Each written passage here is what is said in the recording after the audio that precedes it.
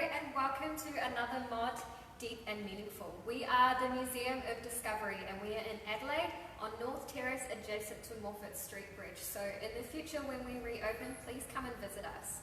We are looking at the intersection between science and art. And I'm going to be talking to you a little bit about some psychology of decision making today. My name is Debbie and with me I have Samuel. Hello. It's very eerie in the museum today because we're the only two people here, so lucky you get to come and see as well. Our current exhibition is called 7 Siblings from the Future. So you meet 7 people who live in the future in 2050 in a place called Eucalara, which is somewhere in the southeastern side of Australia. And we're going to be visiting grandmother's house today, grandmother Cheryl's house, where the siblings are going to meet to discuss some of the plans they might have for the future. So come along with me. We'll walk past our lovely big gum tree in grandma's backyard. Over to the siblings. You can see them along the wall. We have Luca, then we have Kai, Mia in the beautiful yellow, Julia, Alex, and finally Rowan and Ava. So let's meet the siblings and have a discussion of some of the choices they might have to be making in their future world.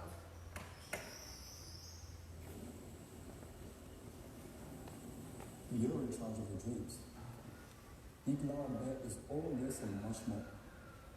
Because we're not just selling homes, we're selling dreams. Eucalara, this is our future. Let's drink to that. Cheers.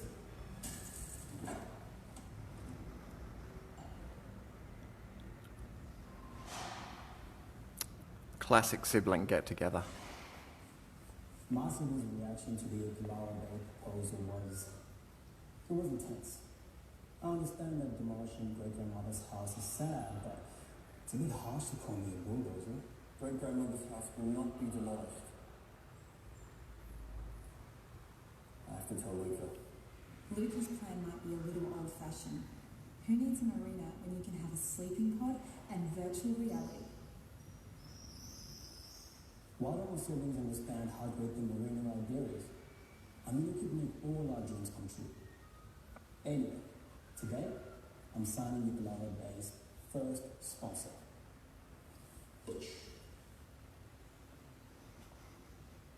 So we have a few choices. What should be done with the plot of land in Eucalara?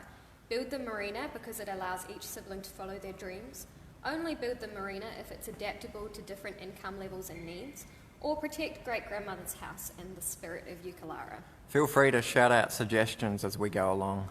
I'm going to make an executive decision and say only build if there are thinking about income. Too bad I had to tell the others about great-grandmother's money. Maybe speak up a But little bit. Alex saw me find the treasure. It would be unfair to keep this a secret.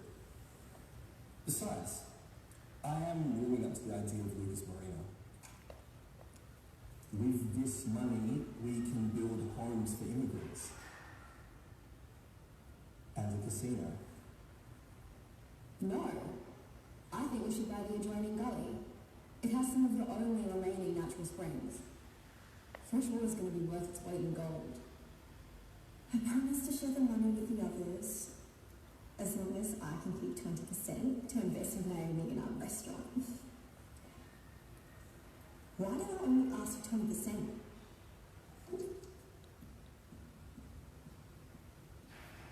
How should they use great-grandmother's money?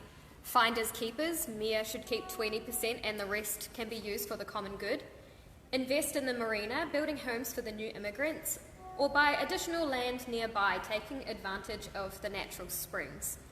Again, all of these decisions are really, really different, very, very diverse, so we'll have a little discussion about that afterwards, but let's just choose one for the moment. So what do you think? My mission creates synthetic humans. Yeah, they're actually really good. Now it's time to start my next experiment. I'm going to genetically engineer Eucalara's plant life to be more resilient, so that they can withstand any future climate projections. I think we'll keep Eucalara's plants alive with controlled burns and watering. That way they can stay genuine and diverse. The nature reserve is my favourite place, and you don't need to play with its genes to preserve it. Julia, she's so scared of everything. But genetic engineering is what made Alex so smart. The procedure hasn't caused me any problems. I want Eucalara to be a centre of pure science and discovery. So many factors to weigh up. Should the Eucalara Science Centre use genetic modification to improve plant resilience? No, they will spread uncontrollably and may impact future health. Yes, it's the best way of making them stronger in the face of climate change. Or maybe, but we need to do more research first. So let's just choose one quickly. I'm a maybe kind of guy, so that makes sense. I wrote the code for my project. I'm creating a virtual world where you can travel through Eucalara's history, see it change over time, and experience it as different people. The 100 Faces of Eucalara is the working title. You know who will be a good fit in Kai's virtual world? Great-grandfather. He was from a working class family and an engineer. He ran his own car manufacturing company and got a million ladies on Sony. Whoa. There are worse ways to go. But great-grandfather was a true tycoon and pillar of society. Great-grandfather was the father of the year. His corporate career did not have a happy ending. It was unpatriotic to close the factories out here and move manufacturing overseas. I will produce an expose if Kai leaves it out. History is a sacred thing. You shouldn't mess with it. I guess I'll have to leave some parts out if I want to preserve great-grandfather's heroic legacy.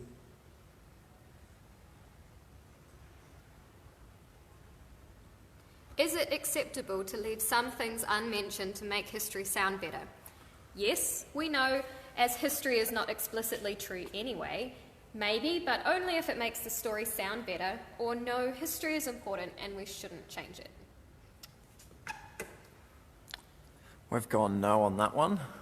Well, I was just pressing buttons, surely. I don't want you to see all my deeply flawed philosophical ideas. One of the main things that comes out to me, or stands out to me, when you are looking at the siblings interacting with each other, is how diverse their choice making is and how diverse their decisions are. It's already quite hard to make decisions, and they are based on so many factors that we can't necessarily contain them all down into just single data points. The two main types of decision making are rational, logical decision making and then emotional decision making. That means that the evidence that we're pulling in is either based on explicit information or tacit or implicit information.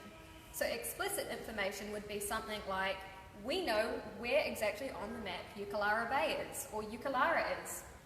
The implicit, tacit information I might be looking at if I was moving to Lucas Marina in the future would be, when I go to Eucalara Bay, I feel a sense of home, I feel a sense of community, and these are the things that are going to influence my decision making. So there's the explicit data of, oh, the economy is booming, it's a safe place, and the implicit place of, it literally feels like home. However, that means the tacit information that people are using to make their decisions are based on values and personality as well.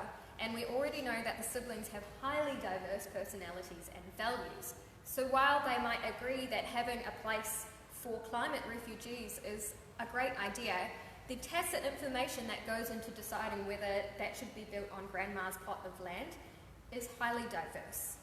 And there are multiple other factors that come into this decision-making process as well.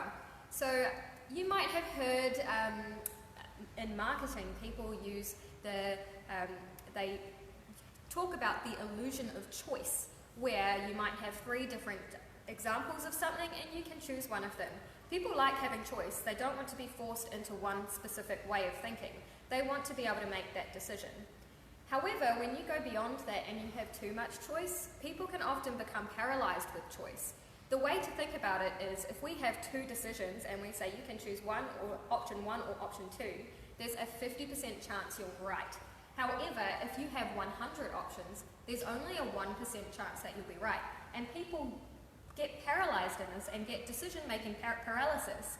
If you watched our videos from Luca and Julia, you would see that it was a lot harder to make decisions in those particular exhibits and with those siblings because the choice was so much greater than some of the other siblings. That's because we are getting into that paralysis of choice, looking at trying to get the best outcome, trying to win essentially, and not wanting to be wrong. With some of the decisions these siblings are making in great-grandmother's house, the choices are so vast that some of them don't really know where they want to put their choice. So Alex was against bulldozing grandmother's house, but isn't against building the marina. And that's because what they really care about is helping people, but they do also want to preserve their history.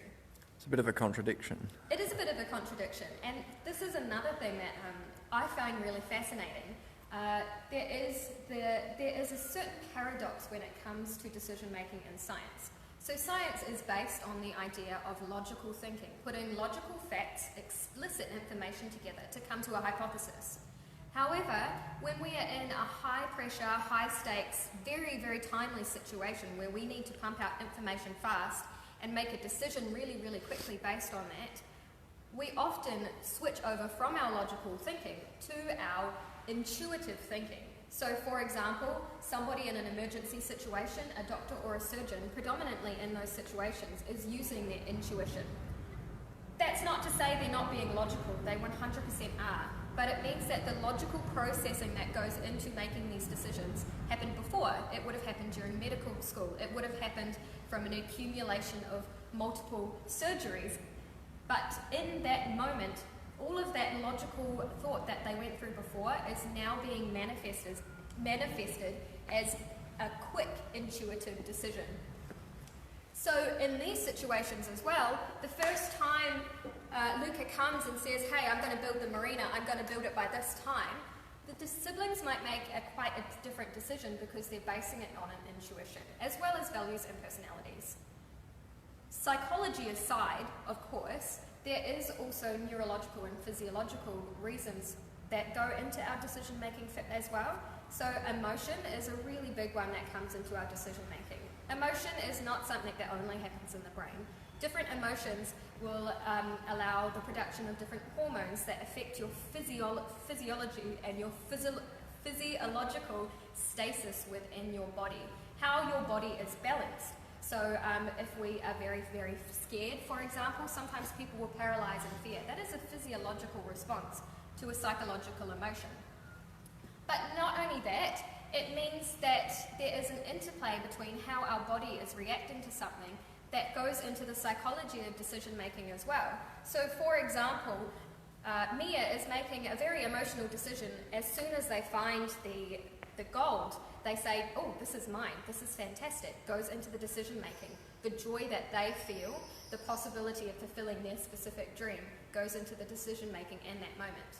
Given time, without that emotion, as that emotion dies down, and looking at the logic, when Alex finds that they've found the gold, Mia starts to then think, okay, I see the benefit of having multiple people who are going to benefit from this particular gold and money. So our decisions change over time based on our emotional states as well. That's not to say we shouldn't be making decisions based on our emotion. That is all part of that tacit knowledge that is extremely, extremely important. It is the difference between saying, yes, I love this person and want to look after them, and saying, actually, staying behind to help them is not going to benefit me in any logical way. And that is all a really important part of functioning society. Jumping over to our brains still, the neurology of decision making is also something that has been quite heavily researched. So there are multiple cortexes in the brain that are responsible for decision making. And the one that I learnt was the anterior cingulate cortex, which I believe is somewhere over here, which responds quite heavily when we're making decision making. Not only does that respond quite heavily when we're making a decision based on ourselves, but also when someone is giving us instructions about how to make that decision.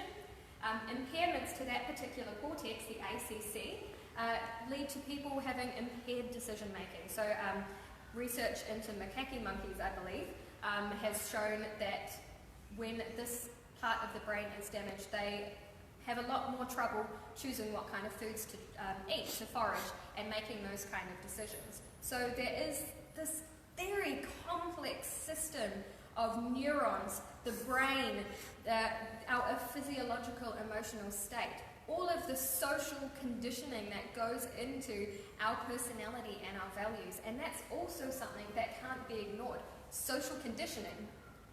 So a lot of the time when we're growing up, we will be conditioned in a certain way. The adults around us when we are children have a big influence on the decisions and values that we'll make when we grow older. So this also brings up a whole plethora of questions about how our society works based on the people who are influencing us, which means in the future our decisions might be based on values that the previous generation instilled in us. This is not always the case, but it is a large part of that social conditioning, which means when we're coming to try and build a balanced society, what we choose as important in society, so for example, family.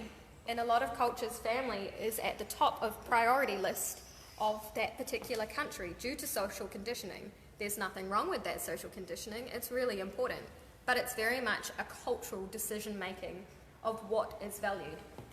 We might see fame, for example, other countries might have this emphasis on fame and the need to be fame. Other people won't, Yeah. I'm not famous, but I'm going to put it on there. Let's put that over there. Education, I'm going to put that on because that's really, really important to me. Making these decisions about what is useful in society and making our choices as to what to value in the future is going to shape what the next generation is also going to value. So it's pretty clear, for example, that Luca understands the value of business and entrepreneurship. They understand the need for us to go into the future knowing how to push new ideas and to build new things. That could be a part of social conditioning, as well as a complex emotional psychology and personality. But if we don't do it right, eventually our society will crumble. So when it comes to looking at the future and what that future is going to look like, we need to understand our own decision-making processes and the psychology that goes into that, as well as the neurology that goes into that, to make sure that the people in 2050 that we are building a world for are going to have a good world. They're going to have a lot less decisions, difficult decisions to make. I'm not saying there will never be difficult decisions, there always will be. But it means we're trying to build a society for them that they are going to be happy in and they can live in quite happily. So thank you very much for visiting Eucalara with me. We have 2 more live streams today. We have one at 11 o'clock and one at 2 o'clock. And if you want to see any of the other exhibits that we have talked about and done a deep and meaningful with, just pop onto the MOD website and you'll be able to watch them there. So thank you very much, and I'll see you again soon. I will also point out there is a broader video on the MOD website that looks at the entire exhibition and goes for about an hour. So Yeah, so if you want to jump into the live tour of the full museum and just see us playing around and having fun with some of the different exhibits and how they work together, make sure you check that out too. Bye. we'll see you at 12 for a look into Mia. Yep.